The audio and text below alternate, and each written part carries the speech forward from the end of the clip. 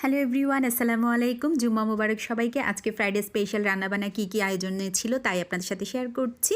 তো আমি এখানে মুরগি রান্না করেছি, আলু দিয়ে একটু ঝোল করে রান্না করেছি। প্রথমে মুরগিটা ভালো করে কষিয়ে নিচ্ছি, তারপর পরিমাণ মতো ঝোল দিয়ে হাই হিটে বলক আসা পর্যন্ত ওয়েট করলাম। তারপর রসুন কুচি, পেঁয়াজ কুচি, শুকনা মরিচ দিয়ে ফোড়ন দিয়ে নামিয়ে নিয়েছি। এই যে দেখেন আমার তরকারি কালারটা অনেক সুন্দর লাগছে, আশা করি খেতেও ভালো লাগবে। আর রান্না করছি সবজি।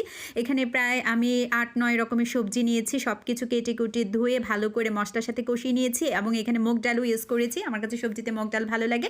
যখন সবজি সিদ্ধ হয়ে যাবে, রসুন কুচি, পেঁয়াজ কুচি, পাঁচফোড়ন আর শুকনা মরিচ দিয়ে ফোড়ন দিয়ে ভালো করে মিক্সড করে নিব। এই যে দেখেন সবজির কালারটা কি সুন্দর হয়েছে, তাই না? এবার ঢাকনা দিয়ে অল্প আছে রেখে দিয়েছি। আর বানাবো মাছ ভর্তা, হাতে মাখিয়ে বানাবো। এখানে আলু ও কাঁচামরিচ প্রথমে আমি সিদ্ধ করে নিয়েছি, তারপর হালকা একটু তেলের মধ্যে ভেজে নিয়েছি। মাছও আমি ভেজে কাটা ছাড়িয়ে নিয়েছি, আবার হাতে মাখিয়ে বানিয়ে নিলাম মাছ ভর্তা রেডি।